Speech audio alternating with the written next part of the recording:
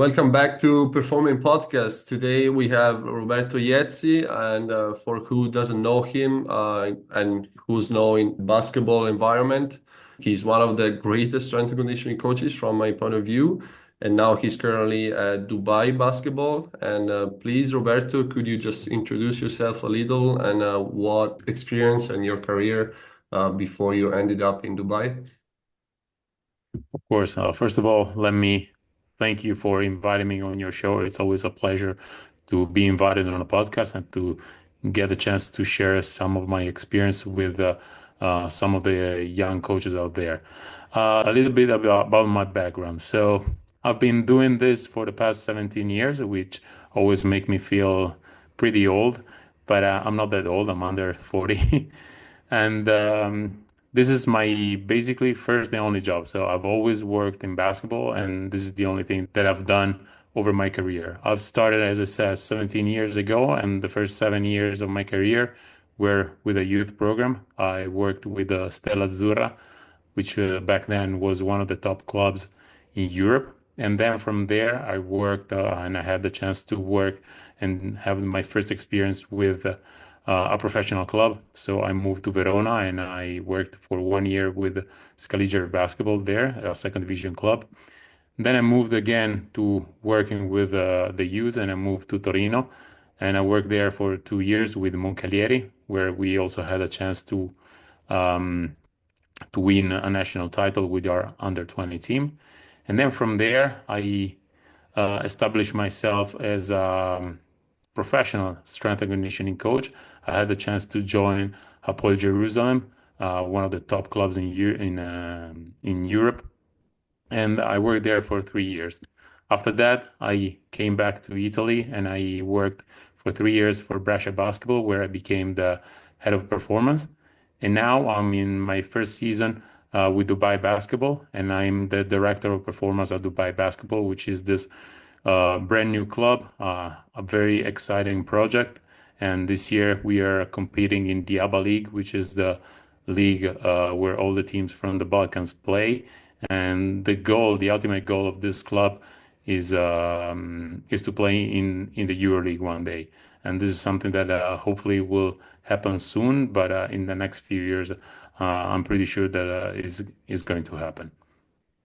So talking about the experiences you had in different countries, could you make us like an overview about the adjustment that you made on your coaching style or just your approach working with different people from different countries, for example, from Israel, Italy, and then now in Dubai?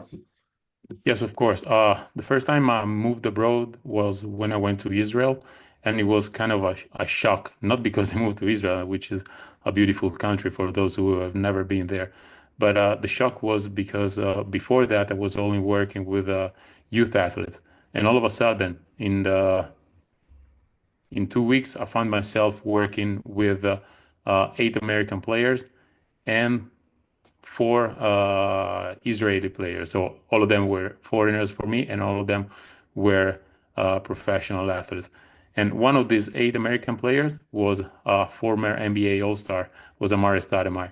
So can you imagine the jump that I made from working with under 20 year old players in Italy to working with a 7-time All-Star player in Israel? And of course, I had to make a lot of adjustments. But one of the things that I always like to tell to my colleagues is that working with very professional athletes is one of the easiest things to do because they have the willing to improve on a daily basis. So you need to be there to assist them throughout the process, but it's not something that is really hard because they're there and they know that if they work hard, they can keep being at they can they can keep staying at that level. They can keep earning that kind of money. So they are really willing to work hard and to keep competing at that level. And so this was my first adjustment. And again, I mentioned Amari Stoudemire. I was very fortunate to working with him, and he's one of the best athletes I've ever worked with. He was a hard working athlete. So, he was leading by example. And this was also something that was really helpful for me. If your best player is also the hardest working player in your team, everything else is super easy because all the other players will follow suit and do the same thing. And so yes, this was the main adjustment. And of course, then when I moved back to Italy, I was I had already 3 years of experience with some professional athletes, and so I didn't have to make a lot of adjustments because it was basically the same thing. It was just a different country, and it was also a little bit easier for me because half of the team was Italian. I could speak also my native language, which is always easier for everybody. So actually, it was a little bit easier going back to Italy for these main reasons. And now I'm back abroad. I'm in Dubai. It's a new project, like I said. Again, all the players are foreigners because I'm also foreigner. All the players are foreigners, and it's a new challenge. And of course, the challenges change every year. For example, the biggest challenge that we have this year are the travels, because of course we are based in Dubai. So every time we play a road game, we need to fly for at least 5 hours. So this is one of the biggest adjustments, and this is something that I'm working on, and I'm trying to be smarter on how to manage this very, very high low days where we practice in Dubai, we travel, we land, and then the next day we need to be ready to perform. So yeah, this is it. Mm. Do you think, because you mentioned about professional athletes, and do you think you potentially could have like less impact in terms of like movement development or just training in general with an mature athlete that you should be able to manage a little bit more instead of, train and develop as an athlete? What's your opinion on this? No, absolutely. We have like our role is a big role. We can have a huge impact on an athlete's career. And as I said, they are really willing to work. So if they see that you're a good at what you do, they completely trust you, and they're ready to work as much as you want, and they're ready to work hard with you. So we can really have a huge impact. Of course, when you work with professional athletes, you need to be aware that most of the work that you will do will be done in the weight room. Okay, you will not get a lot of time on the court because these guys need to play basketball. So the main focus on the court will be about playing basketball. So probably you can get like 10, 15, 20 minutes every day to do your warm up, and that's where you can put some of your like speed agility work, but then most of the work will be done in the weight room. While when you work with youth athletes, you can get more time also on the court, and also the head coach probably is more willing to give you more time on the court. So when I was working with under 20 and under 18 teams, for example, I had 2 or 3 times a week, 30, 35, 40 minutes for me on the court. So, okay, you have maybe more room to develop some aspects of the game, but at the same time, you can have a huge impact also with the professional athletes. And then connected to this, how many times, for example, now you're doing strength training with the team? It's very individualized. Uh, Two is the minimum. Uh, you cannot, if I'm in charge of it, you cannot lift weights less than 2 times a week. But then I have players that lift 5 times a week, some others that lift four, and some others that lift 3 times a week. So it's based on the needs of each athlete, and also it's based on the request of each athlete, because I have players that are used to lifting every day, and that's something that they made clear at the beginning of the season, and I'm completely cool with that. So it really depends. Again, two is the minimum, Mm, and we sure. start from there. Good. Sounds good. And what about post-game lift or pre-game lift? Because I already heard you about this topic and that you have been implementing that for a while. Yeah, sure. This is a topic that I really like. Uh, to be honest, this year we don't lift after games, and there is a reason behind this. This year we only play once a week, I think that if you play only once a week, it doesn't really make sense to lift after game. Usually, you lift after games because you want uh, to keep the high days high and then have the keep the low days low. So what I mean with this, the game day, of course, is a very high load day, and in order for the high loaders to have a recovery session the day after or a day off the day after, you need also to lift some weights because especially when you play Euro Cup or EuroLeague with 2 or 3 games a week, if you don't lift on game days, you don't have a lot of chances throughout the week to lift weights. So that's a strategy that most of my colleagues use nowadays to keep the athletes healthy and keep the athletes strong throughout the season. Of course, if you play only one game a week, you can use a different approach. You need to use a different approach. You have 6 days before the game, so you have plenty of time to bring the players in the weight room and to lift, as I said, 2, 3, 4, 5 times a week with them. So this is basically my approach towards post-game lifts. Is there And anything in particular that you want to know about this? no, I think by so far was enough. Thank you for the Okay. informations. What about instead warm-ups and activation? What's your standard time that you ask or that you agree on with the coach, and like how do you usually structure on a weekly microcycle with your movement? I like to keep my pre-game warm-ups very, very short, especially because we have what we call long sessions. So all the players before the team practice have already done some work either with me or with the skills coach or with both of us. So they don't really need a big warm-up. Let's say, just to give you some context, we have team practice starting at 12 and we have most of the players coming in around 10:30, 10:30. They hit the weight room first, they lift for like 30, 40 minutes, then they go on the court, they take some shots up with the skills coach for again 20, 30 minutes. So we got to pretty much 11:45, 11:50. They have a short break, 10-minute break, and that's where usually we have a team video. So we watch film with the coaches, and then we get back on the court and we start with our team practice.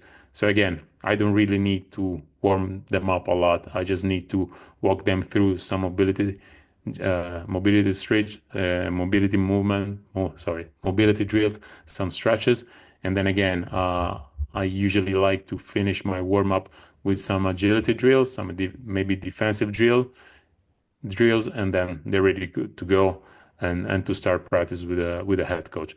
Plus, all the coaches that I've worked with so far, they always like to have some kind of low intensity drill right after my warm up. So they never start with 5-on-5 right away. Okay, so they either start with some shooting drills or some 5-on-0, and that can be also considered part of the warm up. So I don't really need them to be extremely ready to sprint and change direction because after my part there will be another 10-15 minute part with that basically will build up the intensity for the 5-on-5 that will be playing after that. And connecting to this, talking about dynamic movements on the court, I know you're really big on defensive drills or lateral movements. And I listened to another podcast where you were talking about progressions that you made. Could you just give an overview about this, and in eventually, if you're still able to implement that, like in a team in Dubai right now, or if you didn't have to do that because of the movement quality that you already found there? Yeah, no, absolutely. I am really passionate about working with the athletes to improve their defensive movements, and this is something that I started to develop with Alessandro Nocera, who now is the skills coach of Baskonia in the EuroLeague. We were working together in Stella Azzurra, and we were in charge of the under 15 first and then under 17 teams. And we started to develop the system that I still use nowadays. Of course, it has developed over the years, but that's where it started. And I'm talking about 12, 13 years ago, a long time ago. And my system now is divided into three parts. So the first phase, it's called Own Your Position, and that's where I have my players trying to own the position that they reach after an acceleration. And this is very important, especially if we are talking about closeouts, which is one of the most important movements in basketball nowadays. So I have a lot of exercises that are specifically designed to um, strengthen the final position of a closeout. Most of them are core exercises, and um, and and this is the first part, for example, of my warm up. The second part is called phase two, and it's build the break. I call it build the brakes, and that's where a lot of deceleration drills are done. I mainly use elastic bands to do these drills. So now I want my athletes to decelerate, and I want them to decelerate linearly and then laterally. So decelerate from a sprint, decelerate after the back pedal, or decelerate after they they have a lateral shuffle. And the third part, I like to call it phase three. I like to call it explode. And this is where I put all the different phases together. So I have my players accelerating, I have my players stopping, so braking, and then I have my players redirecting the force and change the direction to move towards another direction, as I said. So these are the three main phases that I use in my system, and all these three phases are usually part of my warm-ups. Of course, I don't do a big progression, but maybe one or two drills for each phases are always in my warm-ups. Okay, I understand. And what about instead testing? Do you have specific tests that you do pre-season and that eventually do you keep up during the season? And connecting to this question that was originally from Luis, that unfortunately today is not able to join as co-host. And how do you evaluate players' readiness, most of all, like returning to play after any injury or rehab? Yeah. Yeah. So in the preseason, the main tests that I do is the FMS. That's something that I do with all the players. And then starting from this year, I'm very fortunate because I get to use force plates with my athletes, and that was also one of the main tests that I did in the preseason. And for me, the biggest test after, of course, I do the FMS, the jumps, and everything, is to look at my players during a real workout. I want to watch my players working out, and from that, I can collect a lot of information that then will drive my decision making when it comes to designing an individualized training. And that's a kind of test that I can do on a daily basis without the players even knowing that I'm testing them.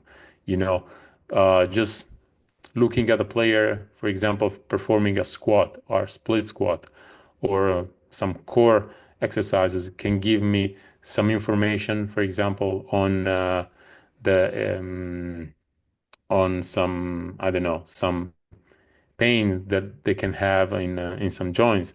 I can have some information on, for example, on the mood of that player. Maybe I have a player that comes to the weight room and on that day is a little bit sluggish. So I know that I can have a conversation with this player. I need to address the problem if I see that there is a problem. And maybe I can find out that this player didn't sleep the night before. And this is something that I can test on a daily basis without needing any special equipment with me.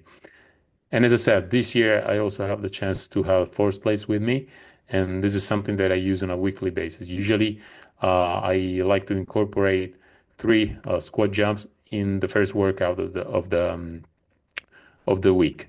So players know that they need to jump during the workout. They don't consider it as a test, but they consider it part of their workouts. And I can tell you that they are also very interested in the data that I collect. Most of the players are always asking me about the numbers that they can reach, and I'm still playing around with it a little bit. As I said, it's the first season that I get the chance to use it, but it's a very interesting tool. Of course, I understand that it's not a tool that everybody can afford, but it's definitely a good tool to have. The second part of the question was, sorry. Yeah, I mean, connected to this, of course, how do you evaluate athletes' readiness whenever they come back from an injury? Oh yeah. Again, this year I have the chance to use force plates, and I had one injured player, and of course with him we use force plates a lot.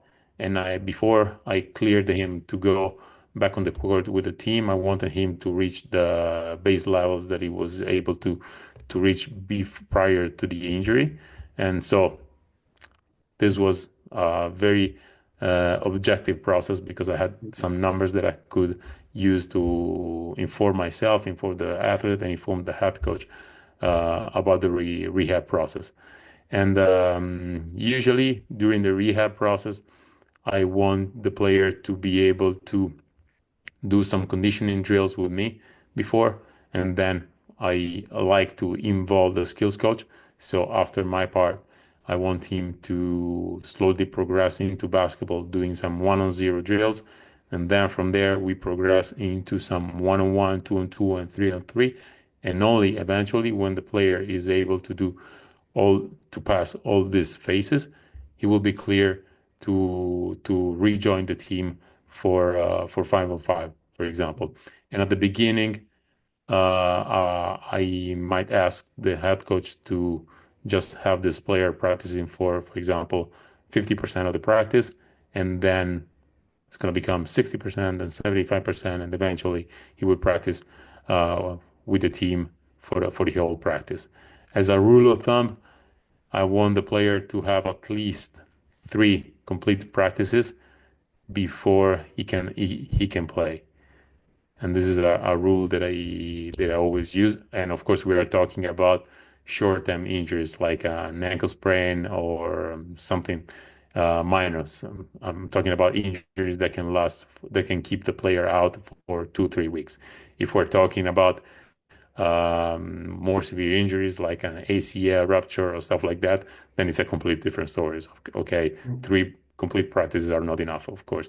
But if we're talking about some less severe injuries, like I said, like an ankle sprain, this is a good rule and a very good thing to have if you're part of a performance department. Yeah.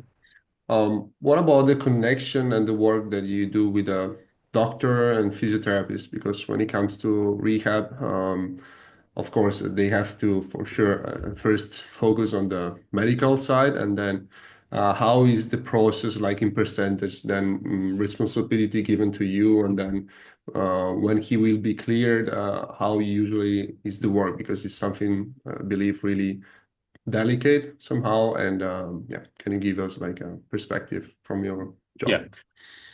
I like to use it's called a $100 approach, and this is something that was developed by Adam Loyacono, who now is in the private sector, but a few years ago was the athletic trainer of the Phoenix Suns. So basically, imagine like if an athlete has $100 every day, and each day he needs to give at least $1 to each different staff member. So strength coach, physio, skills coach, and head coach. Of course, in the very early stage of his rehab, most of this money will be given to the physio. Okay, so let's say in the very first stages, he will give $75 to the physio, 24 to the strength coach, and $1 to the skills coach. As soon as he starts to feel better, and as soon as is progressing throughout his his rehab, he's giving more dollars, so more time to the strength coach, less time to the physio, and maybe a little bit more time to the skills coach. In the later phases of this rehab, of course, he's giving very little money to the physio, so maybe $5, $10, still a good amount of money to the strength coach, and more money to the skills coach and to the head coach. And that means that is ready to go. So again, who's who is receiving the highest amount of money in terms of time is the one who is leading in that specific moment. Okay. So in the very beginning of the rehab process, as I said, most of the money is given to the physio and to the doctor, to the medical staff in general. So they are in charge of that phase. Okay. They are leading that phase. In the second phase, I'm the one who's receiving the highest amount of money. So in the second phase, I'm in charge of the rehab. In the latest phase, of course, medical and physical department are always very, very important. But the head coach, of course, is in charge because he's almost there. He's almost ready to go back and play with the rest of the team.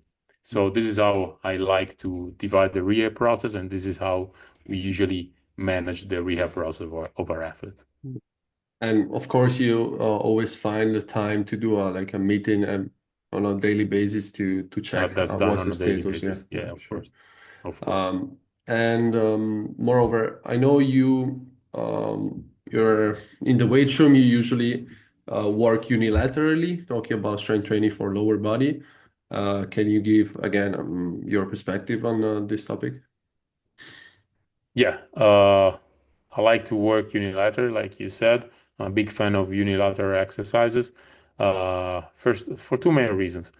First of all, the game of basketball is a unilateral sport. It's not a bilateral sport, so this makes a lot of sense to me. And the second main reason is because if I work unilaterally, and this is my thought, this is my philosophy, I have the chance to load one limb more than what I can do if I work bilaterally, and I can do it also in a safer manner. Okay, so for example, just to give you an example, the other day I was working with one of my athletes, and he did barbell split squat with 150 kilos on his back, but there's no way this guy can squat 300 kilos. There's no way. So as you can see, unilaterally he can load the limb way more than he could on two limbs. So these are the main two reasons behind working unilaterally with my athletes. Yeah. And you still are able to load your body, your tissues, and be able to produce some force, as you said, in a safe manner, because those are high-level athletes, and you always find a solution to make unilateral exercises work. Those are high level athletes and they are basketball players. Basketball players have disadvantages limbs compared to other athletes. You know, most of the basketball athletes have very short torso and very long legs. So those are not badly designed to squat, for example. So I'm really convinced that, for example, squatting is one of the worst exercises that you can do with basketball players, especially when you get those athletes with short torso, long legs. Yeah. I had an experience in Germany two more years ago when I started. Almost all the guys of the youth team, they were used to do back squats, and I would say that most of them they were like kind of injured when I got them under my wing. And we started to implement more unilateral exercises. And I still remember one guy that had shin splints, knee tendinopathy, and ankle instability. We started to work together and do really light stuff. And at the beginning of the year, he was able to stand on one leg. At the end of the year, he was able to do 3 sets of 5 reps each leg, with single leg deadlift with 110 kilos. And then he was healthy. And I mean, that was just an example of how you can, I mean, use different means and not like just get stuck on one thing that could help you, of course, but it's not like mandatory to for a basketball player. Yeah. Yeah, absolutely. Yeah. So going forward, I know you have another podcast too, and you join podcast, but you host one as well. And I know you really share, broadcast a lot of informations regarding this field, and you can see the drive that you have working in this field. So, how would you see yourself in 10 years from now, talking about your profession? In 10 years from now, I see myself retired. I have the goal of retiring at the age of 50. This is something that I always share with my wife, and I always tell her, "Let me do this until I turn 50, and then we can retire." Okay. No, leaving jokes apart, I really don't know. I really don't know. Of course, I like to level up. This is something that I like a lot. I always like to improve. I always like to do something better. I like to learn a lot, and who knows? We'll see. Hopefully, the next step will be being part of a EuroLeague team. That would be amazing. Maybe we Dubai, why not, as you said. Maybe we will see. Okay, Roberto, thank you so much. It was again a pleasure to have you on here. Thank you for the information that you shared, and hopefully we will have chance to meet somewhere, even though we are pretty far right now. No, thank you very much, Michele, for inviting me. It's been a pleasure. And again, thank you very much, and I'll see you soon.